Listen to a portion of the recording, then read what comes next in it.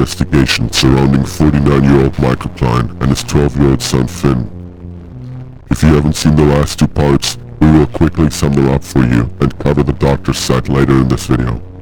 You will get an in-depth look at our work if you decide to join our Discord. First link in the description.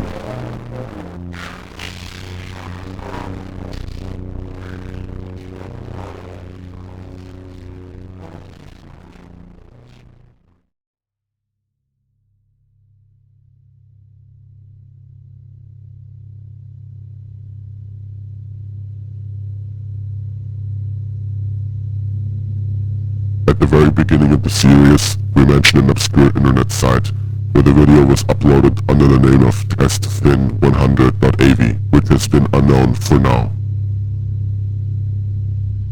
Thanks to exclusive information provided directly to the jousef Foundation, we have gained access to the site via the Tor browser. On screen you can see the URL, which will send you right to the videos uploaded by Michael Klein. He also uploaded several other videos, which will be discussed later in the video. We have also discussed Martina Wolf's involvement in the story. She uploaded several rather cryptic videos to her YouTube channel that she quickly deleted after. Luckily, our team managed to get their hands on a couple of re-uploads that we showed you in the last episode. The involvement of Martina Wolf can be seen by the chat logs between her and Michael Klein. On the 17th of March 2015, they wanted to meet each other, but Michael calls it off for some reason. We also discussed Martina's recent upload, which she deleted after only a few hours. She shows her garden in a nearby forest. After, she cuts to an unknown location with a house that stands out since she zooms at it with the camera. Besides, how is it even clear that she's doing the camera work at the time?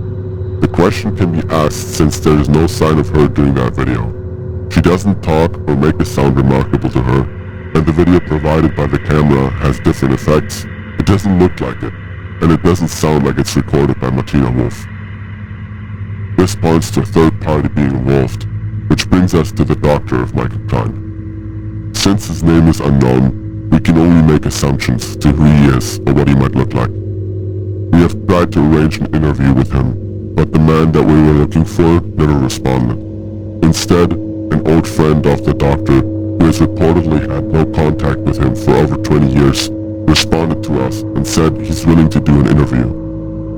Even though the questions were asked by us in English per email, he answered in video form, entirely in Russian. The sound is heavily distorted and the video is pixelated, which makes his voice nearly inaudible and his looks very hard to tell. Lastly, he may be our only way to get information about the doctor. Because of this, we have hired a translator that tried to debunk the interview. On screen, you will now see the questions asked by us in English, then follows his answer in Russian, translated back to English. This all seems complicated at first, but our jousef translator will try their best to make it work. Thank you for staying with us. Now follows the fully translated interview.